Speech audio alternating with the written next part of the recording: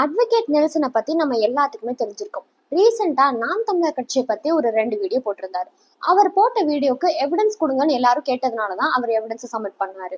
அவர் கொடுத்த எவிடன்ஸ் ஃபேக்காவே இருக்கட்டுமே, இல்ல நீங்க எப்பவுமே கரெக்ட், எந்த தப்புமே பண்ணல அப்படின்னா டைரக்டா உங்களுடைய ப்ரொசீஜர் என்ன, என்ன லீகலா ஆக்ஷன் எடுக்கணுமோ அந்த ஆக்ஷன் எடுத்திருக்கணும். அதை விட்டுட்டு சும்மா பேச போறேன்னு சொல்லி அருவாள் எடுத்துட்டு போய் அவரை வெட்டி அவங்க வீட்டுல இருக்கவங்க எல்லாம் அடிச்சிருக்கீங்க. அவங்க அம்மாக்கு யூட்ரஸ்ல ப்ராப்ளம், அவங்களையும் மிதிச்சிருக்கீங்க, அவங்க அண்ணனையும் அடிச்சிருக்கீங்க. குடும்பத்துல இருக்கவங்க கிட்ட எல்லாம் அவங்க வீரத்தை காட்டுறதுதான் அவங்க பிரபாகரன் அவங்களுக்கு சொல்லி கொடுத்து வளர்த்தாரா? சும்மா மயக்க புடிச்சிட்டு நான் பெருசு நீ பெருசுன்னு காது கிளியிற அளவுக்கு கத்துனா மட்டும் இங்க பத்தாது.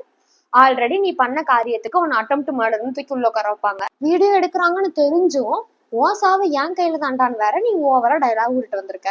ஆள் வளர்ந்த அளவுக்கு சுத்தமா வளரல.